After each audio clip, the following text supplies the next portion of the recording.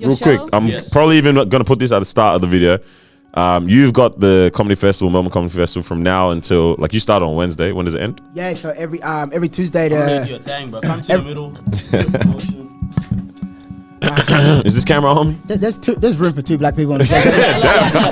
This is your show. So my solo show kicked off last Wednesday. It's at the Fat Gallery. Show kicks off at 7 p.m. 7 black people. 7, not 7:15. And it's an hour-long show.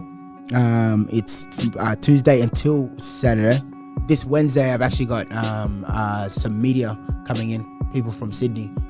So I've hooked up you guys some tickets for your loyal followers. So that's what's up. Do what you need to do accordingly. Y'all hit us up in the DMs when you hear this fresh off the press, hot off the press. When you hear this episode, after this episode is when you're gonna be enjoying something. That's when it's happening. Exactly. So message us, and then we'll link you up. We'll sort it out for you, man.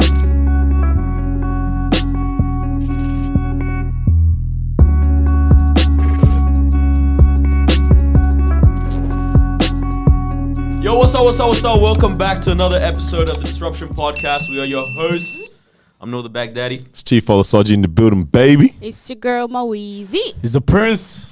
And today we're joined by a special guest. We got Emo Majok in the building. Yes, sir. Hey, how you doing? Great to be here, man. How you living? Good to have you, definitely. Blessed, man. Blessed. I'm so happy to be out here as well. So, it's been a while since I've been in Melbourne. So, God bless you guys for letting me share your spotlight with you. Of course. When was the last time you were in Melbourne? Last time I was in Melbourne was last year for the Melbourne Comedy Festival. And I was supposed to come in December, on this December 12th, as soon as I finished my Outback comedy tour, but you guys were fucking up. Me getting back home was going to be an issue. That COVID rules. And our premier and Lord and Savior, Mark McGowan, he had some strict rules for us. I don't blame him. Yeah. Well, I like. Actually, we were hostage for a minute there, you know? Oh, so Perth people. Yeah, wait, no, yeah. Hold on, let's. Bro, I was talking to a friend today. She said, "Can you remember when we weren't allowed to go beyond 5 kilometers?" You didn't believe that, bro? Yeah, dude. Honestly, man, like the issue is we were allowed to leave, but we weren't allowed to come back. And as far as we were concerned, you weren't allowed to go out anyway, so what was the point of coming? Yeah, that's true. So it damn near had to be a funeral or a wedding with 6 people in it for you to come up here. Right. Yeah. I actually borderline forget what it was. Honestly. We went through it. Yeah. I pretty much forget what happened until it comes up again. I'm like, wait, hold on. 2 years I wasn't outside? Yeah, you were talking some numbers, man. 8 p.m.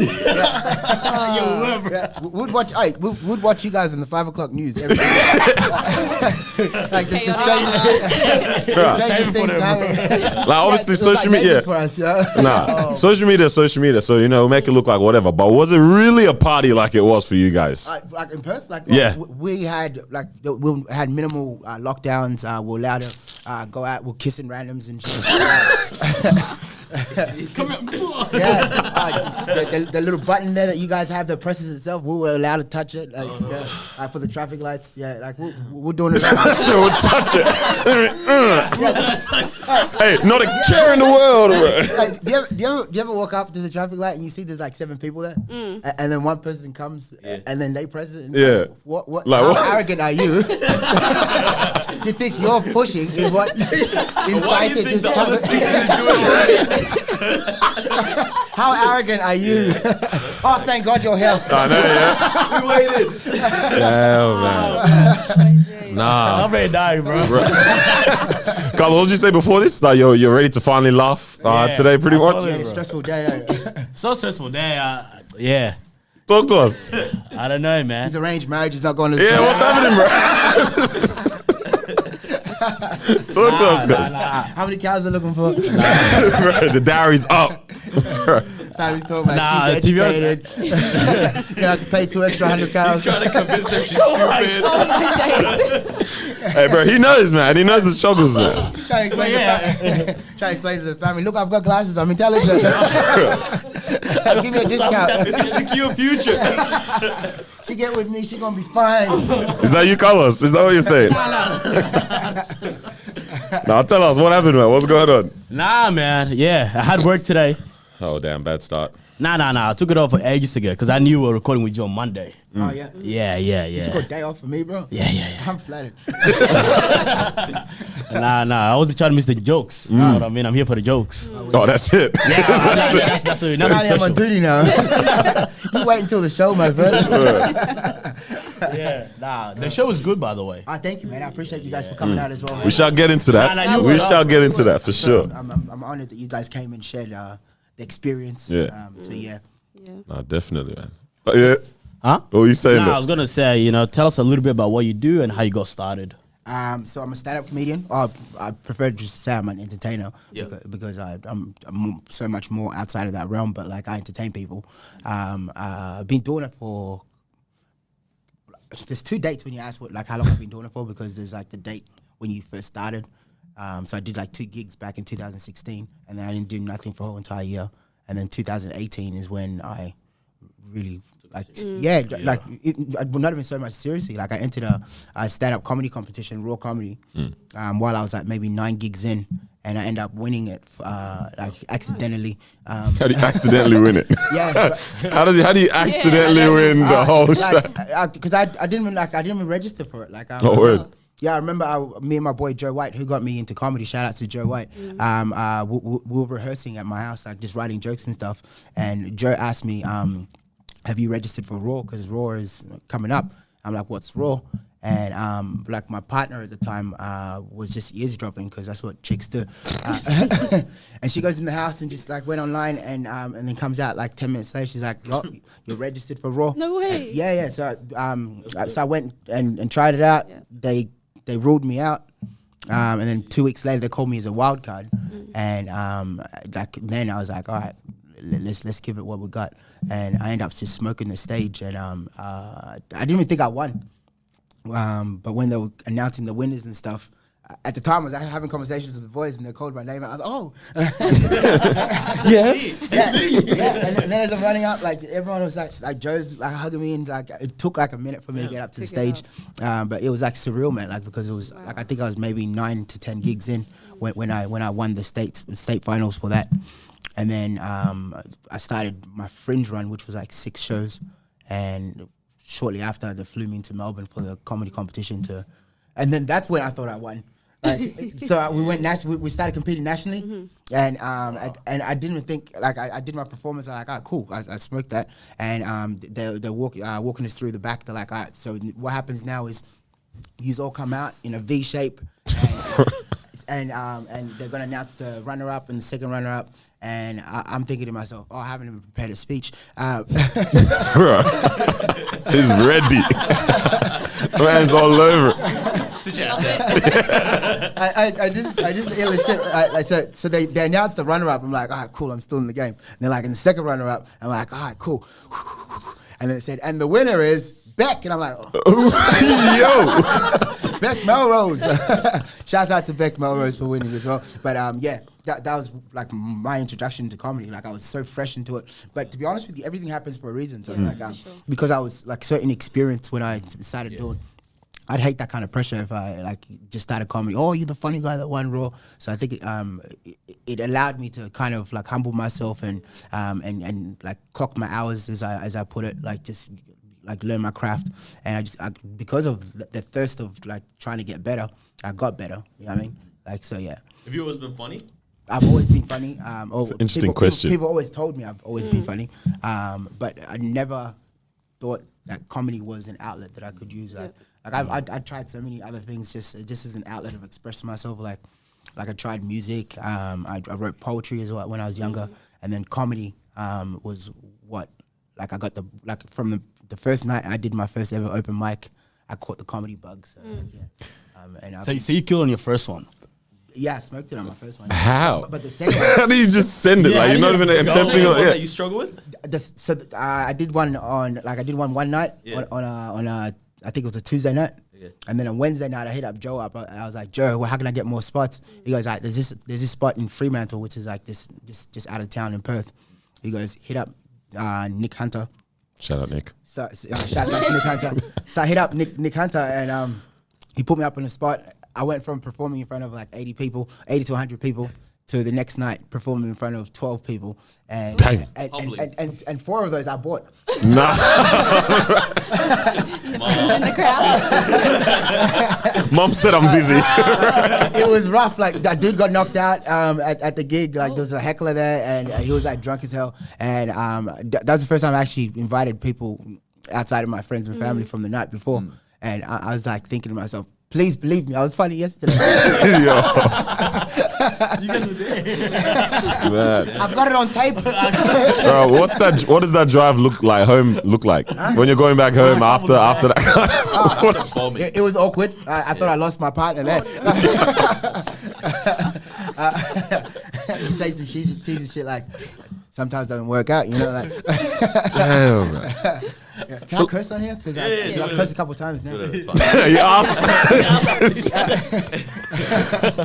I just wonder, right? Like, so you say you got Do a signed Cosby up, Do it then. and then after, hey, look at it. No, right. So in my mind, I'm thinking, right, you get registered or signed up to something that you weren't ever planning on doing. You never done this type of stuff before. What material do you pull? Like, how do you put together a whole man, Because help these guys. Yeah. They want to do this Which as well. guys are you looking at? Yo, bro, you know. Oh, that's crazy. like Joe had originally told me like to start up doing stand-up comedy, you just need to have 5 minutes. So write 5 minutes and make it funny. Okay. So I wrote 5 minutes to what I thought was a fun 5 minutes. He helped me tweak it a little bit, and no, he didn't actually. I wrote the 5 minutes, what I thought was funny, and then How far from funny was it? I waited for like the day before the gig to write it, and I was doing it while I'm at work. Oh. Like I had my headsets on and my recorder. Like I just like while I'm working in a warehouse, like damn near killing people. Headset on, someone's under the machine. Right, shut up, record. Like, hey, that'll make some good material. Oh my God. Don't ruin this for me. New content. And then I just replayed it back. Like when I got home, and that's like classic me, man. Like I waited, like I had 3 months to write that 5 minutes because Joe put me on the spot 3 months beforehand because he's been trying to get me to do comedy for a while, and he did like a live stream one day. He's like, "What would it take to get? When can we expect to have you on stage?" And I threw out 3 months because 3 months sounded like a long time, but 3 months came real quick. Yeah. Like that's like the first trimester in a pregnancy. I mean, like you can already see someone pregnant. So like I threw out 3 months, and 3 months was like it just came, and it was like the week of where I'm like, fuck, I should start writing. And then I think it was like a day before or the day of, I was just writing stuff that I thought was, just saying stuff that I thought was funny in my my headset. I haven't always I tried writing like my jokes, but that's not my format. Like like most of my stuff I just Tell it. Yeah, like I just go over it and like I have it in my head and like there's no evidence of where it is. Like you know what I mean? But I should start transporting. Do you still have those voice I'm like the notes? Jay-Z of comedy. You still have those voice notes? Yeah, man, I got them all of my phone. And Oh, That's they good. sound mad weird when I like when I go dig through sometimes. Yeah. Because I'll be like chicken and biscuits. I'm like, what was What does that mean? Where was I at this time? Yeah, like there's no context to it. But then, like if I dig through more other ones, like I'll be like, oh, and then the Frenchman said, oui, give me the chicken and biscuits. You know what I mean? Now it's starting to make sense a bit more. I start piecing bits of like my voice recorded things or whatever. So this was all when you were at Perth. Yeah, like I do it while I'm on the road too. Yeah. But when this all What- started, like that all was started all. in Perth. Yeah. What was the comedy scene there at that time? At the time, I didn't know how to get no gigs, so Joe helped me get the first one and the second one. And like in the Perth comedy scene, it's like grab. Like nobody wants to help anybody because like it's almost have that crab in a barrel mentality. Like if you get it, then that means I don't get it. You know what I mean? Right. But since then, like there's been a lot more rooms that have opened up. I started running my own rooms because I wasn't getting opportunities, so I started running my own rooms, like weekly, monthly shows. I even did like a theater one at one point as well. Like there was a demand for it, but also just the fact that I needed the opportunity to be able to do it, and no one was giving it to me, so I created that for myself. That's dope. It's so weird with comedy though, yeah. Like we've been laughing for millenniums, right? Like people tell jokes. Back when they were around the campfire or the cavemen and that, people would be cracking jokes, sure. That jokes weren't even funny then. They probably were. Burn the witch. Damn. So maybe they weren't too funny, right? But jokes are being cracked since time ago. But like, it's so wild that you can be in a 2019 Perth, and this scene is still a new thing. Or 2016 or so, or whatever time that would be. Yeah, like this is a new thing coming up. Like there is, man. But there's so many stand-up comedians now. Like it's good. Like I saw your boys Chang. Yeah. Like he started doing it, and the first thing I initially did when I was coming to Melbourne was like, all right, how do I work with this kid? And like we've just been working together last weekend. Yeah. Like I gave him 4 shows from opening night until Saturday. And shout out to Chang as well. Like such a good kid. Yeah. Like this is how you found out about this. Yeah, this is how I found out about this as well. But he's so serious about it. Like a few times when he's asking me questions, like he's got his like voice recorder, just there. asking me like he's a journalist or something. You know? Yeah. You the FBI? You the CIA? He's very keen to learn. Which and he knows like whatever information he's like looking after, like looking for. Like, I'll give it to him. You know what I mean, because like it's no good in here if you're not willing to share it, right? Yeah. And I would like to see more people like me out there doing it too. So, 100%. Have you ever had a heckler come up on stage? No. Up on stage. Nobody will. No one's Will Smithing me, right? Okay, good, because that's what I was trying to get to now. No. Like like I've had hecklers like stand up in the back or like yell stuff, but. Like those are like the fun moments in comedy. Yeah, like, interactive. Yeah, someone say something like my whole thing is how do I make you seem like a jerk without making myself look like a jerk? Like you're interrupting the show right now. Like I'll kindly like try to do it in a nice amicable like way, but I'm gonna have some fun at your expense. Yeah. Well, you're disturbing me from earning the money right now. The money's on the line. And you're actually messing up everyone else's good time. Exactly. Yeah. But it was nice because when we were at your show, you did a very good job in terms of like engaging with the audience and actually, you know, going, I guess, not off track, because is that a thing where it's like you see something in the audience, you're like, all right, let me take a minute and joke on that. Oh yeah, like I'll take you on a massive detour sometimes, but like I'll come back to where I left off. But it's like I try to make my comedy as funny as possible. Like so, people are in the crowd and like say for example, someone's got like a big cap on. Like I'm gonna acknowledge the cap. Because the show's tailored to the people. Like I do have stuff that I've come out to talk about, but like at the same time, the show is just as much mine as it is the viewers that came to watch. So yeah. Do you think audiences are almost signing up for being interacted with if they're for the heat? Like should they be willing to take some heat if they're coming to a comedy show? Well, like I don't belittle people when I'm. Boy, you call me fat. I was sitting next to Noah. No one's recording. This guy said, "You big fella." And Noah's like, right. You know the moments where it just slowly brings the phone down. I put my phone up. I was like, I'm gonna film. I'll put something up on the story. He called fat. I said, you know what? He's not even invited to the show next week. I didn't call you, and I was like, oh, I didn't call you fat. I said. The context was it's good. About a decade ago, Australia was dubbed the second most obese country in the world, and my good friend here was like just easy picking. Like I said, you might remember this big fella. I don't know who came up with that. I'm so sorry. It was cool. But I did watch him put his phone down. I was looking at him, and I was looking at you, I was looking at him. It was a funny. That's what we were thinking even, because when we walked, what am I saying? When we rocked up, because they went on the Wednesday, we went on Saturday, right? Yeah. So we rocked up and we're like pretty early there. Like, okay. Yeah, that's out of character for you. Yeah, I know, right? So we're looking around like, all right, do we go front row or do we go like maybe just behind it? So we sat second row. Yeah. We're like, all right, we're safe here.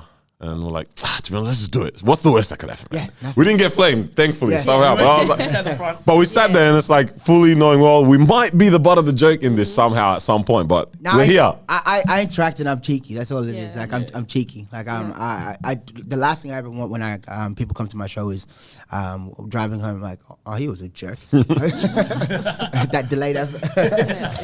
Oh man. Yeah. It was a fun show. Yeah, and I also like as a performer and entertainer as well.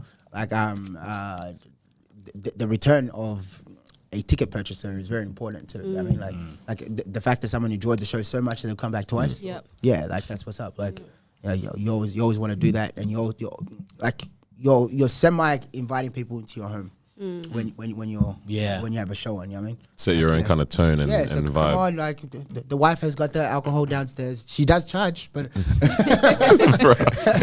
get some Go get refreshments. it. So your current. Oh, sorry. No, I was gonna say. So, would you have said the joke that Chris Rock said? To be honest with you, I'm still confused about what Chris Rock said that was wrong. Okay. I don't think in any way, shape, or form was he belittling her, or even was the context even about her having alopecia? Nobody knew she had No, I didn't know. Also, this whole thing of that's alopecia being a disease is not real. Hey. As a all right, this guy said. You know, calling alopecia a disease is very all lives matter. Bro, it was tribulation. I had it, yeah. I actually had it at one point in time, right? I had it too. Yeah, bro. So like, for me, like when I saw it, not to say like, all right, one person that has experienced it now speaks for everyone now. Right? She can feel how she wants to feel. Actually, there's layers to this as well. I've got angles of the whole experience Yeah. that I want to dissect. But like for me, I was getting flamed the whole of year 12. I sent some of the names in the group chat. World Cup. World Map, World Map. 101 Dalmatians, soccer ball. I should be Because my laughing. hair was patched up, bro. It was patched up. I was wearing a cap the whole of year 12. I was getting injections in my head and everything, man, just to get back to semi where we are right now. You know, we're Yeah. fresh, we recovered. But I'm you're like, feeling good. Yeah, no, finally, yeah. But then I saw that, I was like, and then I found out afterwards, it's a whole alopecia thing. I was like, oh damn, because I just thought it was just flaming her haircut like the whole time. G.I. Joe reference though, like, Yeah. like if Chris Rock wanted to insult Jada Pinkett, like, There's so many other things to say. oh my lord, she got side niggas and shit. Like, come on, that was easy fruit. Like, you know what I mean? Like, Bruh. so there's Will Watch while he, like, you know what I mean? Like, there's so many things that could have been said about that. It's Like, so confusing, the whole thing. Do you know like what I may have come up to as a conclusion to that? I think Will got roasted so much about his girl constantly burning him on every single opportunity that she gets. Like, you've seen the red table talk. That is No, God forbid, that bro. is I ain't seen that. that- I can't put it into my head, bro. that is like semi. How do we get Will to kill himself? Oh man, it was looking Sad. Yeah, bro. man. Like, It was. It's sad. bad marriage for you life. gotta remember, like Will is a man. Like, he's a man first and a husband Yeah, second. You know what I mean? Like, you gotta still let him be able to hold his head up high when he walks out publicly. He's getting roasted left, right, center, and the fact of the matter is, he's like such a supportive husband, and he's trying to be positive. But this is where it comes into, like, is he playing positive or is he being positive? Like, because was he caught out of character, or did the West Philly Will come out? Yeah, Finally come out. The demons came out. yeah. So Now his girl said, "I don't like it."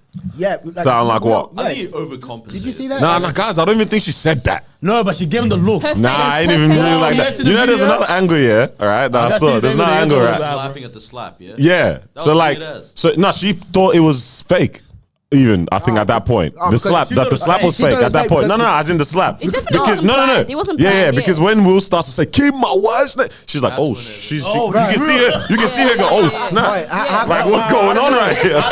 How can she think it was staged or fake? Not necessarily staged, but as in like, the husband and wife team that tell everything to each other didn't know about him going to be walking on Yeah, stage. nah, and her slapping face, Chris man. You Rock. should see. Come She on, got yeah. shook. Maybe, maybe she didn't know Will was gonna do that. Yeah, but she definitely did. not. give him the look where it's like, I don't like. I'm not appreciating this. Yeah. But And then Will that's- took it yeah. too far. I don't know. And that's what that can probably attest to the fact that that was definitely out of his character. Nah, guys, Like- I believe he was in character.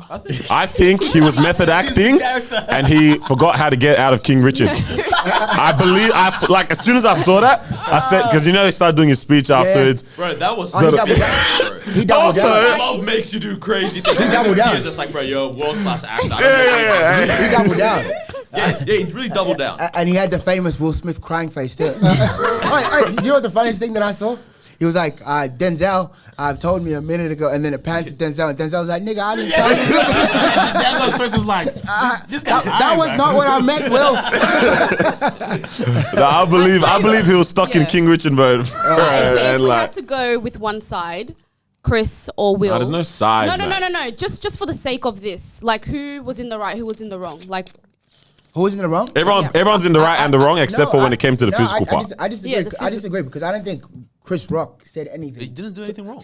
No, Chris Rock didn't warrant anything to getting slapped. Yeah, publicly. the slap, yeah. No, Yeah. but also Chris Rock didn't say anything that was out of character or out of line that violated Will Smith's yeah. wife. 100%. Yep. Like there was no violation whatsoever. Like he check this out. comedian, man. This is the best way I can put it, right? I did some shows out in Adelaide, and I had a Russian Ukrainian bit that I used for 12 minutes. I'm talking all this colorful stuff about poor white people and like having the door slammed in my black face, and I had a Russian and Ukrainian bit. 12 minutes. 12 minutes. I was talking material that someone could have possibly thought was offensive. Yeah. The Ukrainian bit, a lady come up to me after the show and goes, "Hey, I really loved your stuff tonight, but please, can I ask you a favor? Don't ever use that Ukrainian Russian bit." And I'm like, "Ma'am, did you listen to the other 12 minutes of other stuff that could possibly be offensive? Like that was offensive to one person. to Yeah, you know what I mean? everyone else, And like the arrogance, like she said to me, she goes, "Nah, it's just because it's really fresh." Afghanistan was last week. You know, like Ethiopia's got That fresh thing is interesting though. So what, like 3 months from now, it's all good. Like, like Yeah, Ethiopia's true. still got like the war in Tigray and like any of the stuff that I said before wasn't offensive, but the Ukrainian bit was offensive to her. Like so, like the best way I can put it is like Will Smith. Oh fuck! I lost my train of thought now. Where was I? So like the best way I can put it was like Will. Nah, we're gonna have to come back to that. I had a bit. I had something. you like need to voice record it, bro. Put it on the voice note. Come back. damn phones on the floor. Yeah, but I genuinely think nothing deep was done on Chris Rock's end. No, I think alright. malicious Look, as look, well. look. Right, This- that's what I was saying. So Chris Rock was addressing so many other people in the crowd, 100%. and any of those people could have thought that was offensive, Yeah. but it wasn't because it was in the spirit of comedy. Like it was just tasteful humor. Yeah. So I don't know how. Chris Rock always does that. Like he did it the last Oscars as well, going around roasting. He roasted Jada there too. Yeah, That was a better roast as well. Yeah, The that Rihanna- was a nice roast, like Yeah. 2016 or something like Something that. like that, yeah. Yeah, that- when they were boycotting the Oscars. yeah. Oh yeah. Yeah. That's like Yeah. me It's It's like boycotting Jada Rihanna's panties. boycotting the Oscars is like me boycotting Rihanna's panties. Yeah. You weren't invited. It's mad, bro. Yeah, But the, So maybe they had some resentment. right. It might be, man. Definitely. It's been building up. Just stop doing movies, man. Will, that's the way. That's the solution. Don't get invited I again. think that slap was definitely for everyone else, and all the jokes and all the August, Yeah. tobacco and all of that stuff. That so was what yeah. that was. Like to me, anyway. Yeah. I was waiting to see Chris Rock's mouth get a line straight because you know how his mouth, he's always got the. Stop. I thought the slap was going like Straight put it the out. jaw like pull him straight around. But look nah. at the testament of how much of a man Chris Rock is. Yeah. Like, Yeah. like, Took a while, man. no, Continued. on live TV, and he kept professional. Yeah. stayed professional, stayed on point. You could tell that he was like cut up about it, 100%. but he maintained his poise and did not want that affecting everyone else's show. Like, because he could have been like, police. Yeah. Yeah. For There's sure. one moment where he's about about to, to clap yeah, back with yeah. comedy. Yeah. And he goes, never mind. Yeah, yeah. And I was like, I just want to hear what he was Yeah, he going to say. should have. Like You lucky this was March, better not be in August or something. Like, bro, he'll bring something up. He was ready. When he said, keep my wife's name out your mouth, you could see on the tip of his tongue. What did I say? You know Yeah. exactly what he's going to Yes, say. yeah. You know exactly what's coming, man. Well, it's on everyone else's mouth. Bro, that's oh, man. The thing that's crazy that I'm like, I'm where we draw the line where your wife's mouth goes. bruh, there's so many angles, man. But like the craziest part, and I don't know if this is like something you've experienced as well with like comedy too, right? It's just how quick it now turns into a social media debate of like, what was the one that everyone was saying, man? Like protecting black women thing. Yeah. I fully get it. Like it was a real thing, man. I know. I was. I did not see that. Clearly, I wasn't doing work that day. All over Twitter. Yeah. Okay, I don't have Twitter. And I get it fully with the whole like black women being the butt of the end. What is it? The end of the butt or the butt of the end of the joke? Yeah, butt of the joke. For a lot of different things, and like especially for a woman, right? If it's like the hair is. Like we thought this has been a look that she's been doing all this time. Like it's just her look. But if it's like a not your decision thing, especially being a black woman and the hair and now and everything like that, like it's annoying, especially when you hear it from everywhere else, right? So that part I understand. But the fact that it got dragged into so much of this whole thing of like, all right, I mean, I don't know what Chris Rock's material has been in the past, if he maybe does do a lot of this stuff, playing into stereotypes or targeting black women like everyone's making a scene on there. But I was like, damn, it turned up quick. That within the hour of a slap or the hand connecting to the face, we were having intellectual social media debates and discussions like that. It's all different from even what the joke was. As soon as I saw it, I was hot on that. Like I'm like, whoa, I better let my people know. Yeah, man. There are some comedians out there that are in danger. Like, yeah, it's crazy. And honestly, man, like I like as the days progressed, like every time I see like the images they have of Chris Rock, I feel sorry for the guy so badly because like you could see he got violated publicly and like unnecessarily. Like I'm a firm believer as a comic as well. When you step into into our realm, you have like signed a verbal. You sign a contract to accept that some stuff. I might say is my opinion or it's just my stuff. Like you may agree or disagree with it. Like but like you can't act up on it. Like That's like, Carlos always said this thing. I remember, it's only because of fights we've had with homies, like physical fights. Yeah, he always says this thing of like, don't let something that start off as a physical altercation a verbal altercation turn into like a physical one. Like, how are you gonna react to my verbal thing I've said to you? Because that's always used to happen, man. He'll be like chatting back to a homie or whatever. Next thing you know, I say, yo, this turned up wick, bro.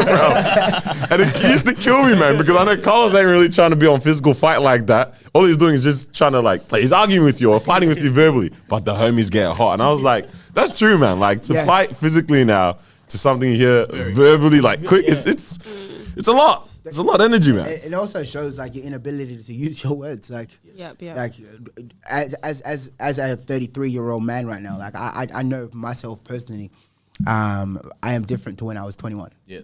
And Will being a 50, he's 50 years old now because last year he did a big sky jump. So he's 50. And being the positive influence that he is. Check it out. Will Smith has never sworn on a single track as a rapper. Yeah.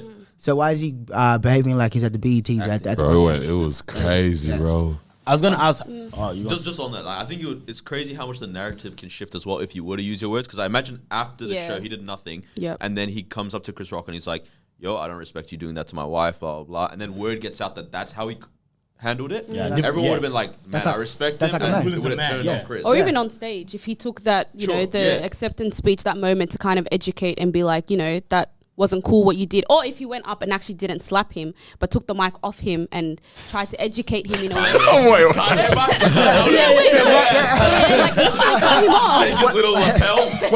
By the way, wait a second, Chris, I'm gonna let you finish. I told about my wife's hair like that. Damn, man. But to play devil's advocate, right? Like I understand, obviously the physical part, that was definitely wrong. That's assault and that should not happen at all. And I'm glad that there's some repercussions to Will that are, you know, being followed through in terms of like, I don't know if he's getting his award taken from him or if he's being banned or something. I don't know. There was something. No, he decided to step back from the whole Academy Awards. Yeah, and if they couldn't kick him out, he knows he ain't getting another one. That night, how are they gonna get that award from him? True. They let him sit back in the crowd and watch and enjoy. If I punched anyone right now in almost any setting, I'm getting kicked out. Yeah, for sure. 100%. Security will. Yeah. Can you imagine we get kicked out though? Would have been funny. Would have been some good memes. They let him go home with that statue of Jada.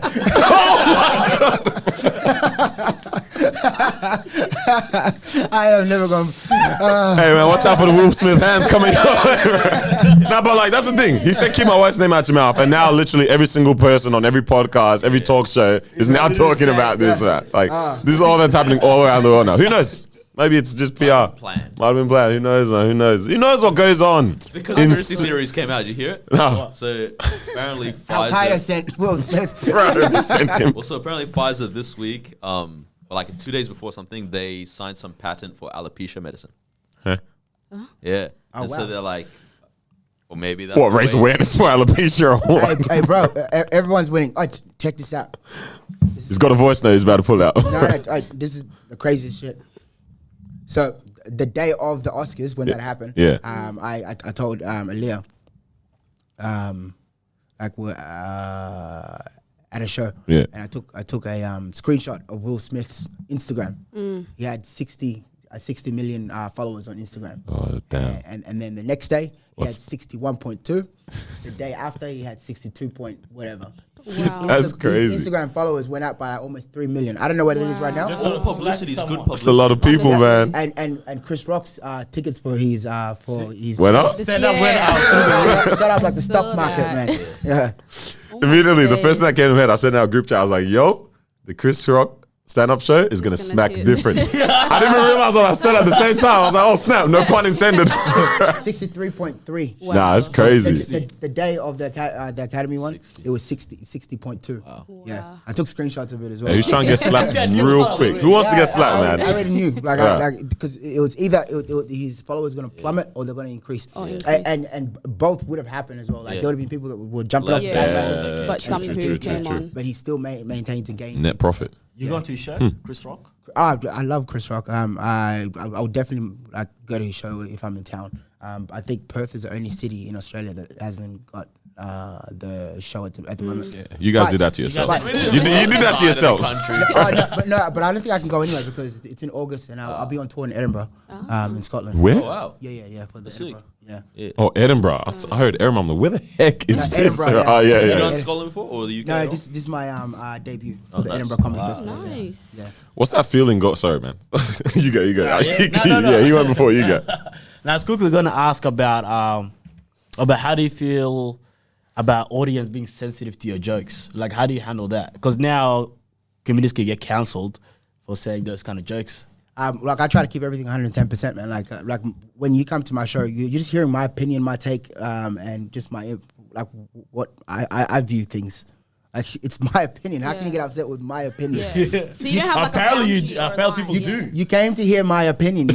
You paid money true, that's to come listen to my opinion. Yeah. Like if I'm gonna give you my It opinion. makes Yeah. sense, but apparently it doesn't. Yeah. Because people still get cut over what it is that you're saying. Not you directly, Yeah. but comedians now. Oh, like people tread carefully, but at the same time though, like I'm not out there trying to like preach ignorant stuff. Like everything that I speak about either came from something in a personal experience or like something that like I hold that resonates with me. So how can you get upset with how I view it or how I take on something? Like even when I speak about when I speak about my Ukrainian bit, like do you guys remember from the other night? A little bit, yeah. You Yeah. did a little bit on it. You didn't Yeah. touch on it as much. Was that you didn't want to get spoken to again, or? No, I think the night when you came, I missed a chunk of it because the show started. Yeah, late. But I'm talking about current stuff, like, and it was literally about all these countries, like I talk about how everyone come in solidarity for Ukraine, like, and so that's me propping the world for doing the right thing. And then I just put my comedic like Twist on it. my twist on it, like like one of the parts is I'm like America canceled 800 of their McDonald's from Russia, and Russia was like, thank you for saving our lives. Like, it's just my comedic twist. Oh my days. like Facts, man. some stuff that you wouldn't think would offend someone. Yeah, you know, like, yeah. But sure enough, like one person was offended, Yeah. like, but wasn't at that show though. But like, you know what I mean? So you're not gonna always please everyone. Yeah. If I have 10 people in my show, like I'm aiming to please 8 of them. Yeah. If 2 of them like don't like what it is I'm talking about, that's fine. Because like I don't like peanut butter on my burger. Like, but someone else, Yeah. like I love the like comparison. I've had peanut butter on a burger before, and like my boy Nick Cromer loves the hell out of it. I get it salty. Or like every time we go to Varsity Burger, like that's his thing. Like I guess peanut butter on this meat. Like, what? He literally like describes it to him like this. Can you please lather it on? Now I kind of want to try this though. To be honest, it actually sounds nice. Yeah, I don't know. That's not my thing, but like, you know what I mean? So not everything's for everyone. So like, yeah. You know what killed me the night that we were at your show? Like when we went, at one point you're talking about equality and you're like, like gay marriage is not legal and all that. And there was a mostly black crowd, to be honest, the night that we were there. And you're like, oh, let's give it up for fake equality. applauding, Bro, no. 2 white people clapped. nah, what's going on? All of us were Everyone else like, was silent. God. And I was like, yeah, I don't think this crowd can be offended. Bro. I had quite a few Muslims in my crowd as well, and I saw a couple of them applauding, but it was like, They're like, Ramadan is tomorrow. Ramadan is tomorrow. Oh my god. Jesus. So do you keep yourself like informed and educated with what's going on around the world? Yeah, of course. Like I consider actively? myself, I'm a journalist. Yeah. Like as a comedian, I'm a journalist. Like I see things and I speak about things. Like I report things. That's all it is. I'm a journalist. I just make it funny. Yeah. I'm hearing it said a lot now though anyways that like traditional journalism or like news or media is being shifted to podcast settings or like literally comedy settings. Like no one's going, because I think also the what do I call it? Like the form or the delivery that the news has been given it is like kind of like outdated now. No one's really trying to tap into it. And people can't, especially because everyone's on this thing of like, everyone pretty much now says you go to the news to get depressed essentially now. You're not going there to find information. It's just negative comedy, news bro, now. like people go to comedy because of like what just happened. Yeah. Like how many conversations are going on about Ukraine right now when Afghanistan happened, with the whole Will Smith thing. Like people go to comedy to get the information. It's like it's the fastest way to receive your information because as soon as we receive it in the morning, it's hot off the press, and it's like delivered directly and live to you based on someone else's take on it. I think there's something very like about comedy. I feel like it's one of the last pure forms of like disseminating information. Yeah. Where it's like, I think generally speaking, people feel like the news is like, oh, it's owned by Rupert Murdoch or it's owned by a couple conglomerates. Yeah. And so there's an agenda. You know, and I know there must be some agendas in comedy and whatnot, maybe who Netflix gives a special to, all that kind of stuff. But it's like, as a whole, it kind of just feels like this is some guy that's from New York or from Canberra or from wherever, and this is an opinion. And give it to me in a way that I can laugh at, even if I disagree with. Yeah. But I'll learn something from it. And I swear, most topics that I've then researched on Google, I've heard from a comic first. You know what I mean? Facts. Yeah. Same So I hear from a comic, I'm like, oh, what's this about? Yeah. Like, get straight on Google trying to find out more information about it. Who are your... Real quick. Yeah. I just got handed hot off the press. Actually, I think I actually saw this like this morning briefly. But Louis C.K. just won a Grammy. Yeah, bro. Yes. Yeah. Like, what? He's back. So where's the world stand now? Like, what's going on? People are pressed about it as well. 'Cause they're like, how can this happen while he has a sexual? And something new came out A about it. Grammy. This is in like institute. This is proper. Yes. You know what I mean? Yeah. High regard. Like, how did this happen? Should you not be allowed to win? I'm not even saying that. Just where's the world stand? Like, Some are Louis we CK with jokes fake coming work or what? Like, to be honest, he's funny. Like, the guy is funny. Yeah, he said he won. Wait, what was Mark this? Kelly's a good singer. Yeah, exactly. This guy. It's for a comedy album with with Sincerely Louis C.K. beating other so-called cancelled comedians. Blah blah blah. Like, what the heck? Yeah. How did So this he's the least cancelled that they could pick out of. It's not a That thing was at the Grammys. Clearly, it literally says cancel culture isn't a thing at the Grammys, and Louis C.K. is the proof. Like, what the? That's wild. There, like, he's back in the game. You watch, they'll be giving Bill Cosby a Nobel Prize. Nobel Peace Prize. Well, no, but like, if that's the case, right. Come on. I think I've always asked this question. Then they're like, maybe so. Like you say this while you're dying.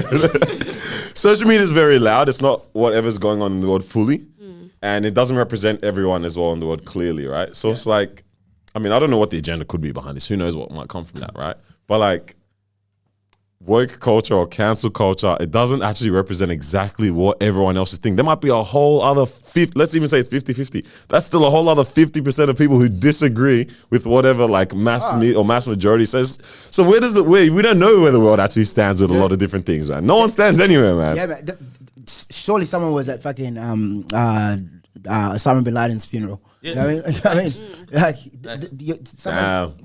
Like there's that statement like one man's freedom fighter is another man's terrorist. Yeah. Like someone shed a tear that day when he died. You know what I mean? 100%. Like, I think the interesting thing with like the internet in general is because it's algorithms, right? So things are mostly split 50-50, but it's like 100% of your worldview because of your algorithm says, oh, cancel Louis C.K. And so you think Louis C.K. is a bad person, and you think everyone thinks that because that's all that's being fed to you. But in reality, there's a whole other half where it's like, support that. Oh, congratulations, he won a Grammy. Congratulations, he's got a new special, whatever. I hate watching people get cancelled, but I loved when they try to go after Dave Chappelle, man. Like, Netflix is like, nah. Like, Netflix said, there is no one more genuine than Dave Chappelle. Like, Dave Chappelle does not preach hate. Like none of that sort, but people always looking for a reason, like to hate on him. The powers in the people apparently. So so you create enough like smoke, you're gonna rile enough people up. So like just to see that win, and also they try to cancel him and he got a new deal with Netflix now. Yeah, I saw that. That was beautiful. All right, so like I agree that Dave Chappelle doesn't have ill intent for the most part, but like. He got up there. He was hurt when that special, the last one that everyone got mad. He was just angered. That was heat. Yeah. That wasn't him trying to even do stand up comedy at that point. He was just chatting to people. He was just coming to talk. My favorite. Sticks and Stones was nice. That was a masterpiece, man. Yeah. Like, that was before the last one. Yeah. That was a masterpiece, man. Like Sticks and Stones was a masterpiece, man. Like I've never seen like things articulated so well. Like shouts out to Dave Chappelle. Honestly, everyone needs to step their game up. Like because there was the whole let's cancel him from the previous one, and then he doubled down on that, like saying, "Let's talk about it." Yeah, there's nothing. Yeah, like you're not gonna summons me, and like it's not gonna happen on your watch. Like you know what I mean, like the power's not in your hands. Like the power's in the people that support me. Yeah, because I love what he said. Is like I'm coming to my real boss, my fans, exactly. And I'm like, yeah, that's nice. Yeah. Then on that, like, who are the comedians that you really look up to? Dave Chappelle's God when it comes to comedy, like for sure. I don't know if you guys are familiar with this guy Earthquake, man. Like Earthquake is hilarious. He's like, he's good ass. Yeah, fake ass. He's like he's a veteran comic. Like he's like from like Def Jam days. Yeah. Oh no way. Yeah, like Dave Chappelle just produced his stand-up special on Netflix right now. Oh, nice. Yeah. The big fella. Yeah, Earthquake, yeah. Yes. Yeah. Nah, that was just a guess. You heard Earthquake, you said the big fella. Bro, you guessing I that. kept going, the big guy? No. I'll ask in a second. You dropped on Netflix like last month. I saw it. Yeah. Yeah, no, it's actually elite. Yeah, Earthquake's good. Bill Burr. I love comedians that tote the line, that just walk that fine line, like because you want to get your information out there. But you also don't want to conform to people like telling you what you can and cannot say. You know what I mean?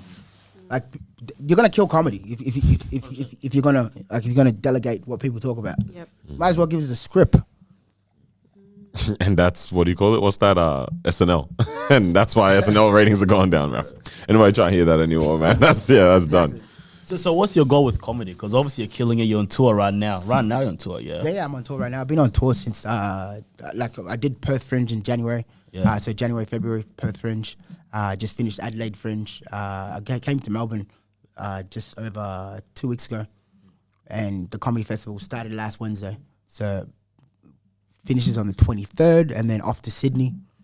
I stayed in Sydney for a little while doing spots and my solo show there as well. And then I go back home for like a month and a bit. And I'm supposed to be going to... I'm not even sure if I'm supposed to be saying that right now. Hey, tell us afterwards. We'll bleep that part out. But Edinburgh is definitely solidified, and like everything is all set, and like it's just go now.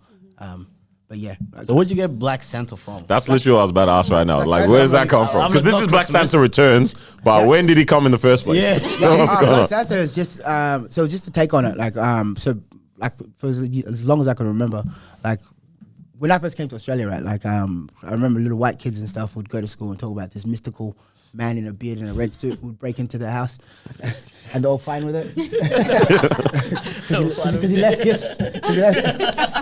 So this is me just gifting out jokes and just something people can identify as. I mean, like there's no such thing as a Black Santa, and it was just a play on it. So yeah, but yeah. I think you're gonna have like some type of theme. I think you're gonna be dressed up as Santa. Like the photo shoots and stuff all consist of like me wearing like a Christmas shirt. And even the write up is like, oh, Christmas was late this year. It's black. Yeah. On black time, yeah, exactly. Yeah, so it's like this whole layers, but you know what I mean, yeah. But yeah, and the fact that Black Santa, the show being on right now in April. Like Christmas is in December, so that's a testament of my lateness. You know what I mean? So yeah, but it just became a theme, and it plays very well with the material that I've got, and from start to finish. So yeah, and there is no Black Santa. Who knows? Next year I might be Black Superman. Like send it. I say Black Aquaman, but we don't swim. And I think I'm literally probably the only person. I think he's the only one. Literally the only one here now. Oh wow, we should send him to the Olympics. We need representation, bro. I'm like, what was it? After we sat down the first time on Peter Bowl, like we're like, yo, let's work hard for these next 4 years and let's come back. Where's the next Olympics going to be at even? Nothing. We've done nothing. I said I'm going to do swimming. That's what I'm going to. I'm like, let me do this. It'll be the best one we have too. Right. I don't know one. And yeah. By default. I was going to ask you. It's a 2-part question. How have you been finding it so far? In terms of the tour, but also what is that feeling like when you're literally just about to say your first word in front of a fresh crowd? It's become so different now from when I first started to when I am doing it currently. I remember when I first started doing comedy, I used to get massive anxiety from it, man. Like from the moment I'm leaving the house, I'm already like terrified. And when they're about to call my name up, I'm like, oh shit, too late to bail now.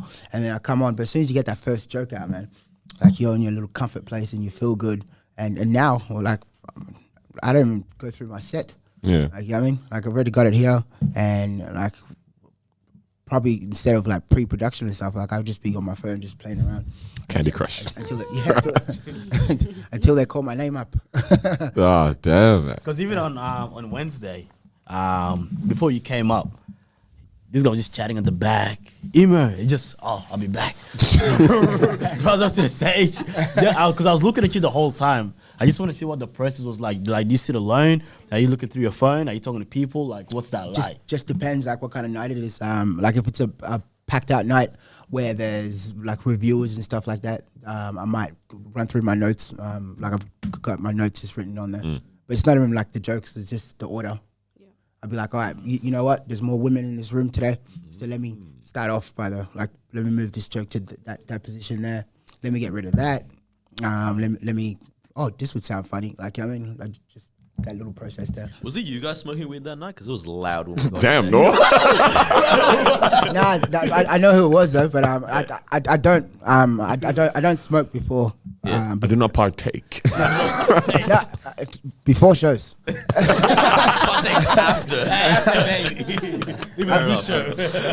not even heavy in like blazing up either. Like I'm so casual about it. We're like, oh, what's it? Oh, right. It is already here. It would be rude to say no. You said this was the laced one? This guy. What do you like? How do you gather your material? Like my material, especially if you're at work and some of these things and you're just writing down voice notes. Like where did this come from? The like cookies and chicken or whatever you said. I'm a father of 3, so like I get a lot of my material from my kids. Yeah. And also just 33 years of life. So like I've got the most colorful background. Like I was born in a refugee camp in Kenya, in Ethiopia, moved to another refugee camp in Kenya, got sponsored to Australia when I was 8 years old. When we first got to Perth, there was like 10 African families. So these are just all experiences that are based on my 33 years of life. So, and I've had that many jobs like in the past, like including Coles, which I was there for a decade. And I don't know how you did it, man. That was a comfortable job too. Yeah. Like, it paid me well. I'm not bragging or anything. Yeah. Like, that was a comfortable job. Like I never wanted for nothing when I had that job. Yeah. But as soon as I discovered comedy, like I start calling in sick every other Tuesday. It's the same code. Take a bottle from aisle 3, bro. Up until this very day, they probably think I ran out of uncles. Every uncle getting it. Damn, man. He's like, it's COVID. I have so many dead uncles, bro. That's wild, dude. days. So you say you got 3 kids, man? Yeah, I got 3 kids, man. I got 2 beautiful daughters and a son. Son's not beautiful? My son is he's handsome, but he's a work of art. No, he's good. My son's good, man. He's a beautiful kid. Loves to chat. It's just pretty much all 3 of my kids just look like each other at certain. You'd hope so. Yeah, no. Looks very different. What's going on here? When they were born and you take the birth pictures, like, that looks like. That looks like you, and then when they're like 2, they look like they all just look the same. Yeah. You can see that. Yeah, But it's just now one Nevaeh, because like my daughter Nevaeh, she's 10, so she's like growing into this woman now. She'll be 11 this year, so she looks way different to that. Yeah. But I'm sure as they progressively get older, they'll probably look like them as well. You know what I mean, like my other sister looks just like me, and she's 28 years old. got some strong genes, man. Yeah. I was thinking this. Actually, there's actually another question even before that. With your kids, right?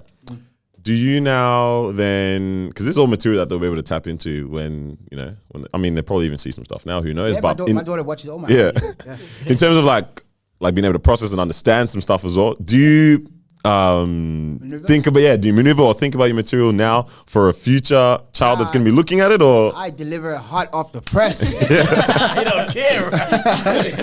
No hold back. Talk about it later. Decisions I regret. There's a thing called apologies. I will utilize it I'll invoke it when the time comes. Yeah. But I'm not out there embarrassing my kids. Like, my daughter loves what I do, man. Like when I drop her off to school, like she's so proud.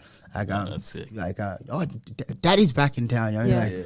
Because I hit the road for so long. Sometimes like you might not see me for like 2 months at a time or whatever. Has she seen you live, perform live? Yeah, my daughter sees me all the time. Like Nevaeh, like any opportunity I get, like say for example, I'm hosting like a show or like a big theater show, whatever. When I hosted Can We Laugh Again, I brought her along and she got to see daddy at work. You know what I mean, like all the behind the scenes, the recordings, and like took her to the sound desk.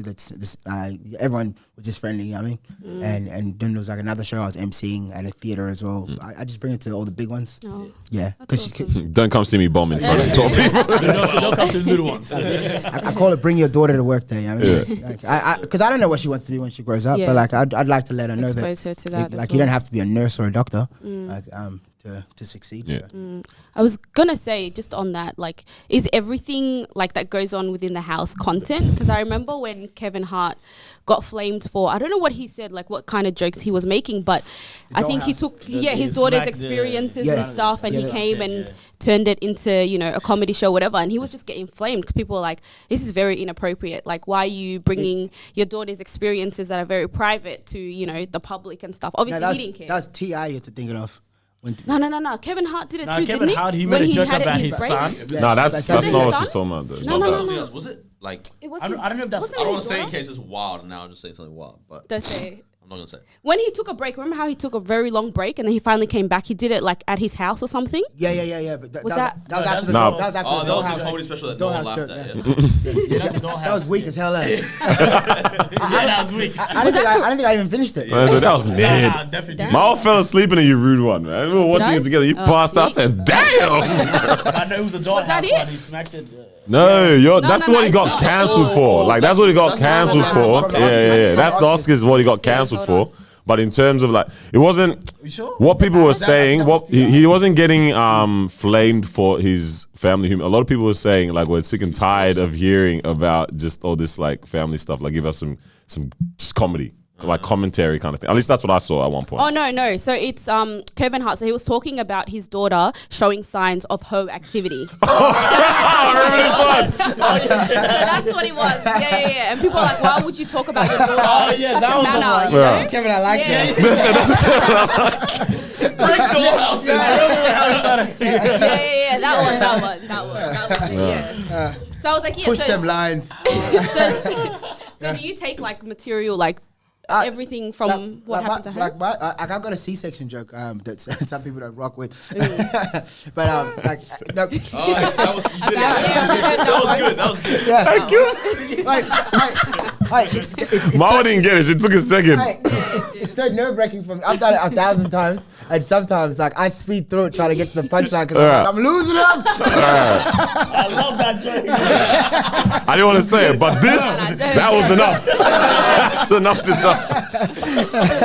Oh my days, It was amazing. Like, if I take my time with it, like sure enough, I always get them. Yeah. But sometimes I'm like, oh, like I better speed through this because that lady has had her arms crossed. But you obviously run it past like family and everything. To make sure they hear it for the first time. Well, I debut it. She may hear it last, actually. You should have been at the show. On the topic of kids, I was thinking this for no reason throughout this week. Will you guys be, I mean, you're already a parent now, but this is also to us and to you too. Will you guys be the type of parent that spills all the community gossip and drama to your kids? So like everything that's going on within the community, or like even their friends, parents, I don't like my kids gossiping. I always tell my son, stop snitching. He's 2. Right. Because it was killing me. I was hearing something from someone else's parent, and I'm like, damn, this is what they're telling. Like, their child knows what's going on in the community between the parents. I said, am I going to do that as well? I'm like, but children are too honest sometimes. Yeah, you might get caught lacking. All you gotta do is give them ice cream, they're telling everything. We prepare our kids, bro. I learned this when we were little. We went over to someone's house. My parents were like, let's get a box of biscuits or something before we head to theirs. Yeah, just a little thing. And there was stuff on sale. And like, this was in America. So like Walmart, there's like literally stuff for like 19 cents on sale, things like that. And so they pick up a tin of cookies. We go to their house and they're like, it's thanks. Like, we love these cookies. Why not? My sister, she must have been like 5 at the time. She goes, yeah, and it was only 19 cents. I'm younger than her. And I went, I don't think you can trust us. Hey, mom, that's the ops. Yeah. But you actually can't trust kids with like information. But you don't want to see them like you don't want to gossip and teach them that like you can gossip. I used to tell my daughter in the back, careful what you tell people because they'll take you away from us. My daddy said this about trans people. You watch your mouth. You like all this shit? It could all be gone, right?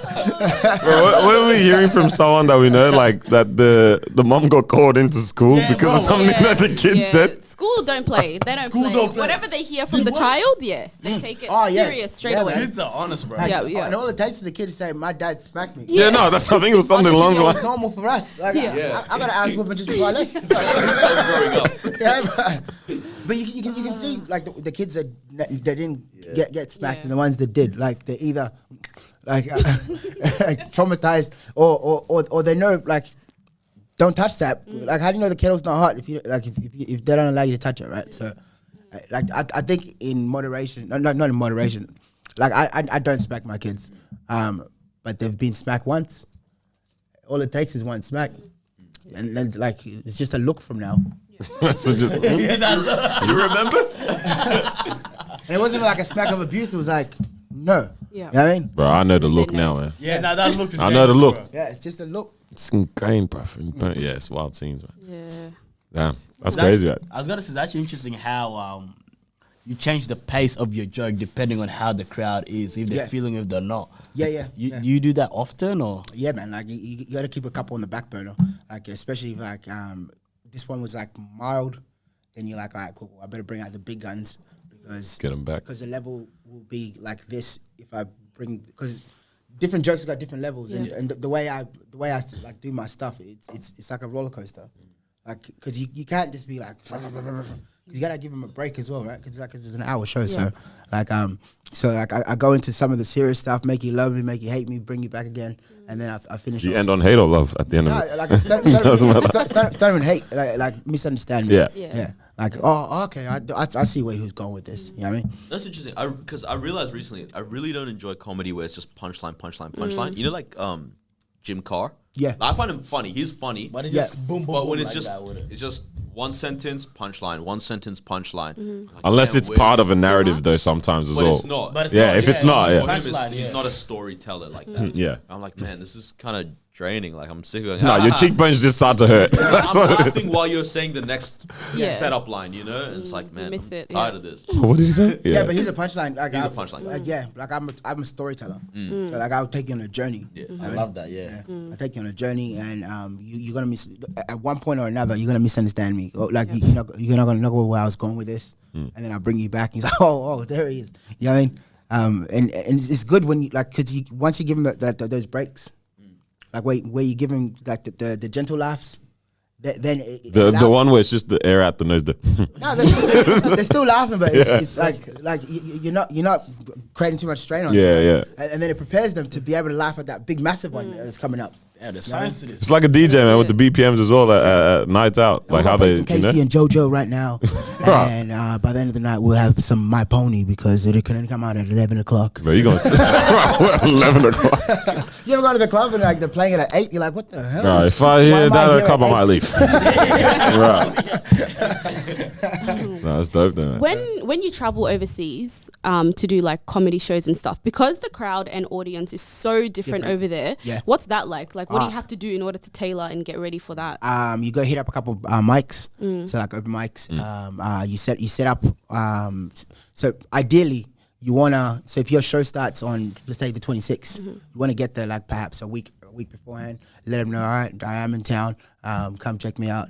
Do spots, and essentially while you're doing spots, one, you're changing your tempo, and because like when I went to Canada, if I speak the way I'm speaking right now, like that sounds too fast for them. But to use like you can hear me just perfectly fine. Yeah. Like I gotta start articulating my words like this. You know what I mean? Like otherwise, I sound like crocodile Dundee.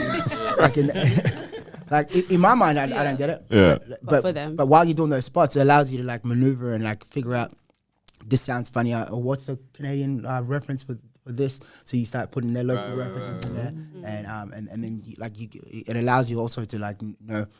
That's a dangerous area, so let me like I can use that. Yeah. I love that. I feel like I see a lot of comedians do that where it's like, hey man, what's going on in your city, man? I love that. Yeah. You know Melbourne? He said Frankston.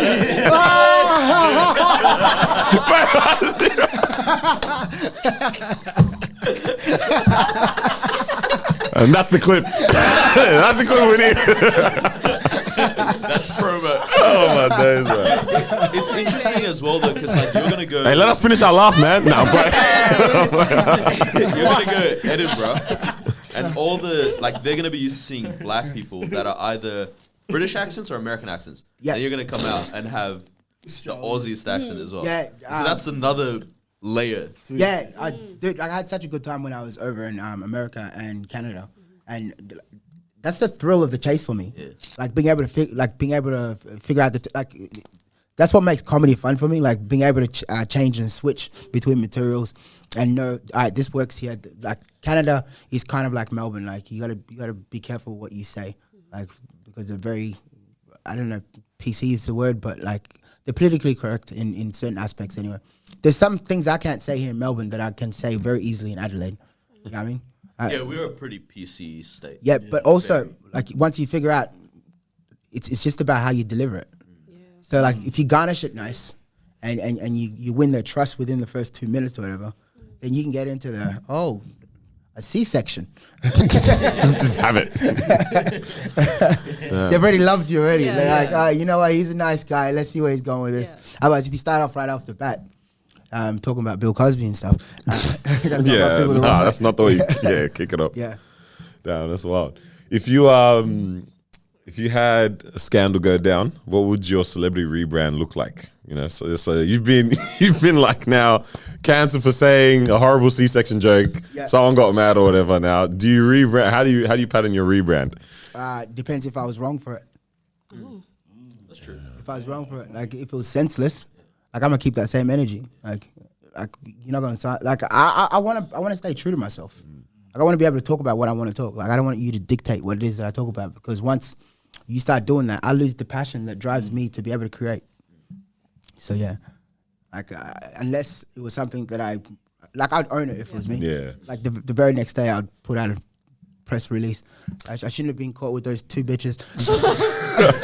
on some Kevin Hart vibes, man. I should have been called. That's because that's what I was even thinking. Yeah, not even that. I should have been caught. I'm having a word with my team. You know that one. I'm sorry that you're heard about this. Because I was even thinking about that, man. Like I was thinking about the same thing too. Like, would I? Yeah, I guess if I'm wrong about something, you do like the whole apology kind of thing. But if it's if it's something that you believe, you stand by, and people are wilding out for no reason, then it's just a discussion. Look, catch me behind the camera. Yeah, it's just like, that's it. I'm sorry you feel that way. Yeah. This ain't a me thing. I'm sorry you feel this way. Who's had shocking celebrity rebrands? Has anyone fumbled the bag? Rebrand. Yeah, like had a situation, and then couldn't come back from that, or had a situation and they pulled it back. All right, okay, maybe not that one, but I had a situation and they Bill Cosby. let's say he's out of jail now, though. Yeah, he's out. That's a comeback. Imagine if they rebrand the Jello pudding that it was. Bruh. Yeah, it's wild, man. Keep him where he is. All right, let's say successful rebrands. That came back. Yeah, brought it back somehow. Huh? Kevin Hart for sure. I don't think Kevin Hart. But he should, I don't think he should have been cancelled anyway because like the one that they took him down for was something he already apologized for. It was him saying if my son was gay, I would smash a dollhouse over his son's head. Yeah, bro, that is for reasons like that is why Eddie Murphy can't come back. Yo. I was Eddie watching, Murphy. You know what I mean? Was it Delirious? Was it the Red Yo. Bro, He was letting it fly. He was letting it. Wasn't funny to me because I was like, oh damn. Like it's because of the now because of like the mindset I'm in now. When I was 15, I was like, this is hilarious. Can you imagine like when Eddie Murphy started talking about how he started writing again, he's gonna come back. Like he went on a press run talking about he's starting writing and he knows that it's a different time now. it ain't gonna work. I can't see them asking Like it was cool to say what I was saying before, but I know it's different. Like, but it is like things are different now. Like if you look at like how far we've come as a people, like it was only like 70 years ago. Like women weren't allowed to vote. You know what I mean? I said 7, sorry. I heard 7 too. Nah, I heard 7. I said them. And there was different water fountains for black people. Like 20 years ago, there was different water fountains for black people. You know what I mean? So we're progressively getting better as a people. Sure. But it's a matter of you can't ostracize people. Like I know half of my friends right now that I grew up with, their grandparents were racist. But it doesn't change how I'm friends with them because I know that was the way that people were back in those days. You know what I mean? Like, is that annoying though? Because even like with podcasts, right? There are a few podcasts out there, and people come on, and a lot of people are getting cancelled because of what they say. But it's like for a podcast is a platform where you can come, speak your mind, speak whatever you want. I guess for you guys with comedy, because for many years people joke about things that aren't PC, I guess, and you'd say that right now. So it's like there's a lot of what's the word? There's a lot of boundaries. There's a lot of caps that have been put on different topics. Like, is that annoying for you guys in terms of like coming up with your content and material? I still speak about what I speak about. Yeah, it hasn't changed. But I know that certain things might offend people, and I will avoid them. Like. If I know that that's tasteless, I'm not going to do it. It's unnecessary, isn't it? Yeah. I don't do things for shock value. I mean, so it's like if it doesn't represent my brand, like why am I pushing that?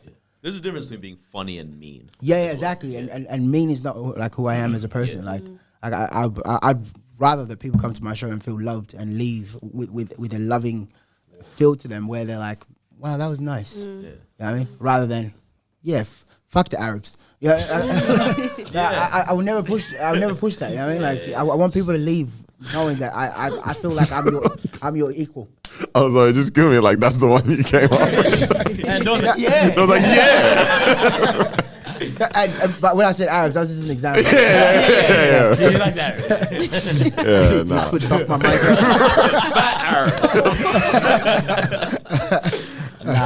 But it's sick. That's how you are. Because I was watching one of your featured on a show or something like a talk show. Yeah, Emsworth Live.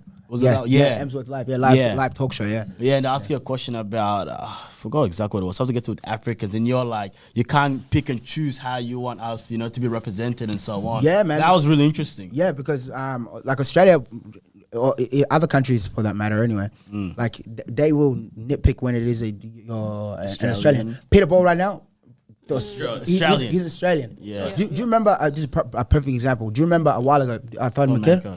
Yeah, a while ago, when he got our first draft pick to the NBA, Thon Maker's from my hometown, like from Perth. Australia was so proud of him. Oh, one of our very own Thon Maker has just been draft picked to the NBA. And then when the fight in the Philippines happened, they were like, and South Sudanese immigrant. Dirty scum. Damn. Like they're picking and choose. Picking and choose when you can be Australian. Like you can't. Like I use the saying in there. Like, you can't feed your donkey water just because you want to ride. You know what I mean? Like so. Hey, break that down for me. I was watching. I'm like, man, this is amazing, bro. Like, Hey, break down that saying for me. Donkey water. What's that? Yeah, like it's a Sydney saying. Like you can't feed your donkey water just because you want to ride from it. Sudanese Like, saying, so- Ma, have so- you heard of this? I see what you're saying. Yeah. You gotta love it all the time. Yeah. Sudanese. Feed it water all the time. Yeah. Gotcha. IQ. I Keep like that that. same energy. Nah, shout out to you for being real with that, man. That was a good response too. Yeah. Like I feel like I have a little small voice, so I should use it like as positive as I can. You know what I mean? Like otherwise, what am I really here for? Yeah. Because when you got to ask that question, the crowd's like, ooh. He's And gonna then, fumble. I was like, yeah, what is he gonna say? How do you answer this? I was like, yeah, nah, that's. I'm glad that resonated with you. Nah, it was, Would you like a viral moment? Like, would you be able to handle what a viral moment comes with, or do you want this like steady? Do your own thing, build. Longevity is. I'm not looking to be an overnight sensation like Gangnam Style. Like, imagine he cannot put out another track that will ever surpass what he did. Nah, it's not touching it. Like, I want my best joke to be my next one. Yep. You know what I mean? Like I don't want to put out the hitter tonight and then just ride off that. No. Like I want to have a voice for as long as I'm in this game for. So. Not even incorporate it. So yeah, not even try like incorporate it somehow, or take also, that to build something else. Yeah, and this also that. I'm loving the hell out of this journey that I'm on. I often say that right now with the article of stuff that I can speak about, like even my past, like growing up in refugee camp, I don't speak much about so much about it. But there's so much untapped information that I've got and stories that I could talk about. It's just right now in my comedy career, I feel like I don't have the tools and the voice to talk about it. You know the time comes. The time will come. Kind of. There are jokes that I wrote 4 years ago that I pull out now, and I finally got the tools to be able to articulate and bring them out the way that I intended. Like, because it's one thing to say it, and then it's another to deliver it. Yeah. And that's where these guys are lacking right now. They got hella jokes, but delivery's gonna be shocking. They want to, but they keep saying it, and they're not doing it. I might open up with you for one of your shows. my guy, man. All you gotta do is write 5 minutes and like just run it. And if it sounds funny in your head, it's gonna sound funny on stage. Yeah. And the moment you hit that stage, from that night, you've recorded it, and you know, oh, that sounded funny. Let me add this. This sounds funny. I mean, like, and you just build from that. Like my hour that you've got right now is me building from my 5 minutes. You know what I mean? Yeah, like I've got more than an hour, obviously, but what I mean is You'd hope. Yeah, you have to, man. Yeah, like if you speed through it one day and you're 40 minutes now, oh damn, 20 minutes. Like I'm constantly writing. Yeah. Like constantly writing. So like, but it's just a matter of like what I've got. Like, so when the fresh year comes, like I've got a year to write 5 minutes a month, and that's all it is. 5 minutes a month. Like my full 1 hour is, as soon as the festival's finished, I got 5 or even through the festivals, continuous, like just write, trial and execute. 5 minutes, done 12 times. You got an hour show right there. Good advice, bro. Tomorrow I'm definitely calling work. So I'll call tell in sick? him. Nah, no, call it. I gotta write some jokes. He's gonna say I got Uncle's funeral. Uncle Dang, free him, bro. Dude gets fired first joke, so I got fired this week. I was gonna say, because before you mentioned, so like you have, people who you look up to in this field and stuff, and obviously we've seen sometimes in like the music industry where it's like you don't copy, but you have people who make similar like music, you know, similar sounds and stuff like that, and then they get called out for it because it's literally almost the exact. So with that, with comedy, since you're like, how do you make sure you're not, you know, Biting. Yeah, I guess, biting from someone else's joke, or because it's hard, isn't it? Yeah, it can be hard to it can be easy to bite someone's joke. It could just be a tag made into a bit. But like I'm responsible for writing my jokes. So therefore, like whatever thought pattern that I had in my head at that moment in time, anything that I'm adding to it, like, and if you hear someone using it, like, you can either find out how long they've been doing it for, or just cut it out altogether and just start replacing it. Like, but yeah, like, but biting is out there. Like people, like I've had people bite my jokes. Yeah, if it's not that deep, I leave it alone. But I'm like, that's a very funny joke we had. Was I good? We have a very funny joke. Oh man, We should have a show together. that's dope. It is weird if you start seeing someone else get paid for doing your jokes. Yeah, The burn. That's like, nah, enough. Like, You must slap somebody. How do you man. go about that? Like, do you approach them? Do you message them? What do you do? After a show before, I had someone like take like 3 of my materials from my set. And I was like, "How long you gonna keep doing this for?" Right. He's like, "Sorry, man. I don't know. I was in a jam." Like, I'm like, "It's fine. Just." I'm just not trying to be rude about it, but I'm like, I'm just letting him know. I was here. I mean, and if you hear him doing it again, then you're like, all right. Pull up on you. Hey, the way you grab that mic just then, bro. Come here. Oh man. Do you travel with like people that's gonna open up for you, or how do you go about that? Yeah, I do sometimes, or like because we do so many festivals together. I try to utilize whoever's in that town. That's nice. Because you give them the look that they're looking for as well. So like I try like it's cross collaborating type of thing. You know what I mean, all right, cool. How do we work together? Want to come do 5 minutes? Bet, come do 5 minutes in my gig. Yeah. If they fumble, does it look bad on your show? Yeah, you look like a breeze of fresh air. I'm in the back stretching like I'm gonna save the day now. Yeah. Only up from here. Honestly, good because it's like the bar is low and they will laugh at anything now. Yeah, but also They're paid, bro. Also it can taint the level. So now you got to bring up the level. Like so like essentially Extra effort or something. Yeah, you got to pick up the slack for it. But like you got methods and tools for that. I can imagine this guy at the back saying, "That's in the day, oh." Yeah. Let's put on the S shirt. Does that ever happen though? Yeah, it happens a lot. Like damn.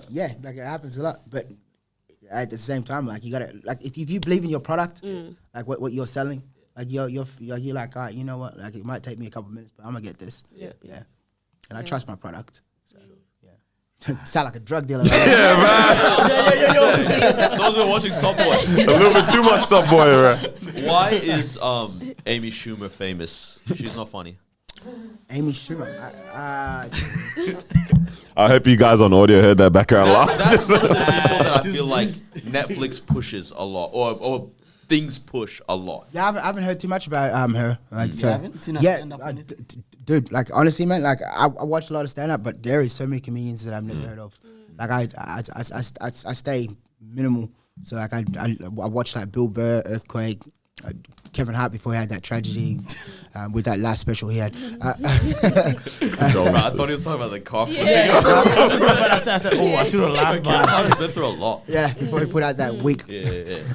week Well, I don't remember what it was called now. Man. I didn't even like Irresponsible. Is that the one we went to see? That was the one previous. When to he that. was here? We went to see it, yeah. So what now? There was one in his living room. I think it was irresponsible that he did. We watched Irresponsible, Yeah, there was one in his living room, and then there was Irresponsible. Yeah, Irresponsible's on. That was the one after he cheated. Yeah. Yes. Yeah. That That was in Melbourne. Yeah. So his last 2 specials were trash. Now, what now was pretty bad too. So man, just saying last. Said 3. Damn, bro, you're in 30 minutes pretending to be a possum. Literally. That was a joke. I'm watching it in person. I'm like, I'm laughing, but like, it's only because everyone else is. Oh my days. Was pretty bad. But I think Amy Schumer, she does comedy more like through movies, isn't it? I would love if she just stopped doing everything. Sucks. Yeah, I'm Like pretty she's sure funny got in to the stand up. movies. She's funny in the movies. Yeah. Like I mean, I'm how giving funny you can you script, be in I a don't know. movie? But Yeah. she's Yeah, pretty. that's she's not even pretty your good in material. movies. Yeah, Be in a movie. like I'm writing that script for you. Yeah. I'll stand up. Yeah. Pretty bad, bro. Damn, this, I need to watch this. I need to go home and watch this To now. be fair, it's also really not for us. The other one that really sucks to me, and there's also guys out there that suck. It's just these two. Suck. Is Ali Wong? I knew it. I knew you were gonna say Ali Wong.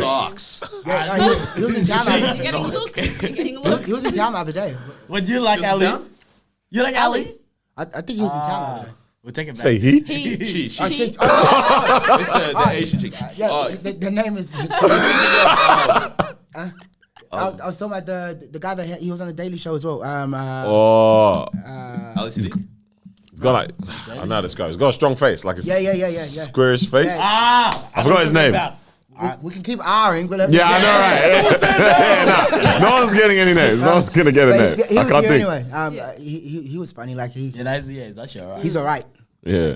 He's not bad. Nor just hates Ali Women in Wong's comedy. There's Her pregnancy one joke. or two women in comedy that I really enjoy. That lady, Monique. the lady that I put do enjoy the lady Monique, that put the Oscars together. She had like a stand-up special. She's older. Wanda Sykes. Yeah, she's Bruh, the Sykes, bomb. yeah, she's good. amazing. She's good. The bomb, son. Wanda Oh, man, Sykes Wanda is Sykes. good. Yeah. Oh, my Very God. good. Yes. Yeah, man. Like 100%. Yeah, very good. very, very good. Stamp of approval from the uncle. I approve of her. Bro, the way he's saying the very good is like he gets the final say. Lock it in. We'll give her the role. Yeah. I concur. Who's the other person? He said 2. Monique. Monique. I like Monique. Oh, Monique is good. Yeah. Not very good, but To be honest, Ellen is actually a good stand-up. Alan is Alan? nice. Yeah. Alan started off with Jerry Seinfeld and them. You know that? Before she, and then she shut off, and they gave her like her own talk show, or whatever. Killed it. But she was in the class of like Eddie Murphy, She's old. She's good. Yeah, man. Jerry Springer. Yeah. I wonder what it would be like to be in the green room when other comedians like come and just chill Oh, and chat. the green room? Or like you guys go after the show to go link up somewhere or whatever. Oh, like I enjoy kicking it with comics, especially during festivals and stuff, because you spend so much time with them. When you're away from home, like that's a familiar face that you see all the time. So, like you either find one that you have lunch with all the time, or someone that just something familiar. So you got a little bit of a routine because you spend most of your nights talking to strangers. You know what I mean? Like I don't know nobody like at my shows. Like when I'm out of town, like I know some people, but I don't like. So for the better part, like it just a familiar face helps. True, they'll get hella lonely, man. It's the loneliest. It's the loneliest sport, man. Honestly, like because you do it on your own. Really is a one-man thing. Yeah. It like you get. super Wow, lonely you while really you're young, don't like Ali Wong or Amos. You just cut out women from all of comedy, bro. Not women. Those two specifically. One man. Damn, man. Did you guys like just have normal conversation or is it just a joke off? say, Is it a joke off? No, Like, it's not a joke off. Like that's like joke. I hope it's not. I hope that came out correctly. Make sure the audio caught that correct. It's a jerk off. He replaces what I said. I did better. That was edited. Now, like the more unique, the more like unique, not unique. The more you make it real, the more it feels like home. Yeah. So if you're always switched on around people that you're always around, like it's like I'm not paying for your ticket. That's true. Why are you on? Can we just talk for a minute? But like generally, something funny comes out of our mouths anyway while we're just conversing anyway. Yeah, of course. Yeah. It's just funny people. Happens. Yeah. Well, hey man, you got a show tonight. Yeah, I'm gonna or tell like myself, yo, you gotta, next week yeah. you Let's at say I know, 8:30, right? and it's Like we're 8:26 selfishly right now. pushing this on. I'm like, nah, you need to go. She's yawning. She's trying to leave. Yo, we're good to keep getting it off like whenever you guys are ready. Oh man, you really ain't trying to go down there. No, like I'm just not trying to cut you guys off if you had stuff written down. But let's. I mean, we never have anything, man. We're like I have you. one question. Oh, you got a question? Yeah. Is there a comedian that has passed away or is no longer doing comedy? That Bernie you're Mac. Like, man, Yeah, I knew it was Oh, that man. was my answer as well. Bernie But Mac. Oh, bro, it Bernie hurts was me a- so much. Was a specimen, man. Yeah. Like the guy. Did was, it? Yeah, he's a beast. Like from the way he talked to just like you hear the veterans talking about the comic that they hate following was Bernie Mac. Like to say that I hate following after Bernie Mac. Yeah. You know what that says? Like that means no matter how hard I try, You can't. this fool here is gonna ruin my set.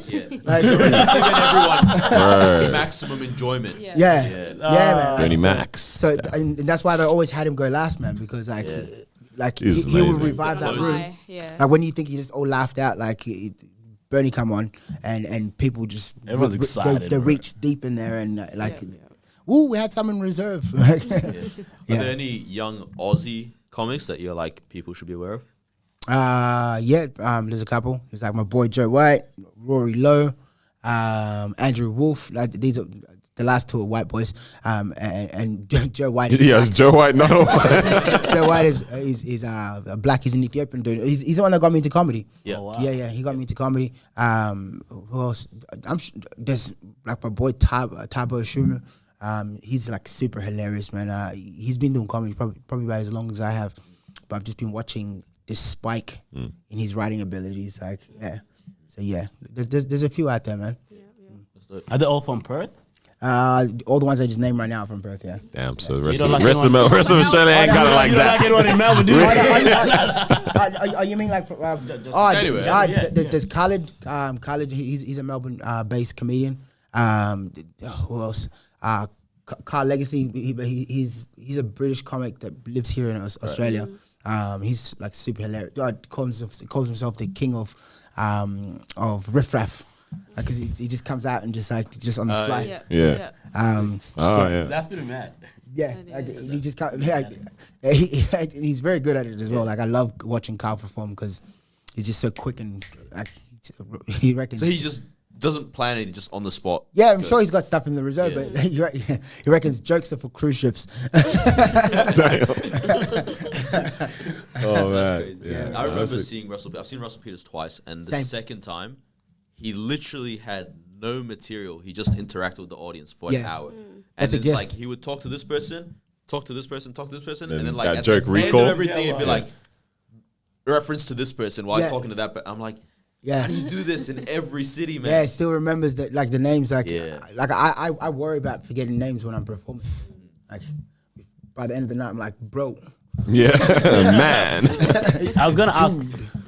I was gonna say, is there like some type of training that you have to undergo that's not related to comedy but will help you, like There communication skills or you know remembering names or something like that? Nah, dude. Like You don't do- everything that I've ever learned about comedy, there's no. I'm sure there's books out there, but I've never taken a course and never. It's just an industry where you find yourself in it. But it's one of those things because you're self-employed. You got you don't find time. You got to make time. So like how far you go in your developments is a testament on how much of a workhorse you are. Yeah. Yeah. I'm guessing stuff like learning how to deliver a narrative and things like that. Yeah. You work on, you fine tune all that kind of stuff, And it helps enunciation, it helps whatever. if you're a good storyteller as well. Yeah. Like I love telling stories, so like I'm right in my element. Like I just come out and just talk greasy for an hour and then That's what's up. Hey man, we're gonna let you go. We'll let you go talk greasy. The other show, but Your real show? quick, I'm Yes. probably even gonna put this at the start of the video. You've got the comedy festival, Melbourne Comedy Festival, from now until like you start on Wednesday. When does it end? yeah. So every Tuesday I'm gonna do to your thing, but come to the middle. Promotion. Is this camera on me? there's room for two black people on the stage. This is your show. So my solo show kicked off last Wednesday. It's at the Fad Gallery. Show kicks off at 7 p.m. 7 black people. 7, not 7:15. And it's an hour-long show. It's Tuesday until Saturday. this Wednesday I've actually got some media coming in, people from Sydney. So I've hooked up you guys some tickets for your loyal followers. So that's what's up. Yeah, do what you need to do accordingly. Otherwise, you can find me at Emo Majok on all handles. And if you can't find me on the handles, just Google me. I've got a Google now. Come on. Yeah. Talk that talk. But yeah, what else you want to know? Yeah, man. I guess. That's what's coming up next, anyways. But even beyond that, you got Yeah, I got the Edinburgh Comedy Festival. Yeah. And Scottish listeners, please buy tickets. So that in Canada in July. Canada still hasn't been announced or locked in yet, but yeah. So world tour coming up. Say less. But yeah, hey y'all hit us up in the DMs when you hear this fresh off the press, hot off the press. When you hear this episode, after this episode is when you're gonna be enjoying some. That's when it's happening. Exactly. So message us and then we'll link you up. We'll sort it out for you, man. But thank you very much for coming, yo. Thank you for coming through, man. These are good people, man. I appreciate you guys, man. Thank you for sharing your light and allow me to tap into your listeners, man. Good looking out. All the best for the rest of the show, though, man. Yeah, but yeah, definitely. that's it. Thank you for listening. Thank you for joining us. Make sure you like, comment, subscribe, share it with somebody as well, and we will catch you on the next episode. Peace out. Bye. Yes, sir.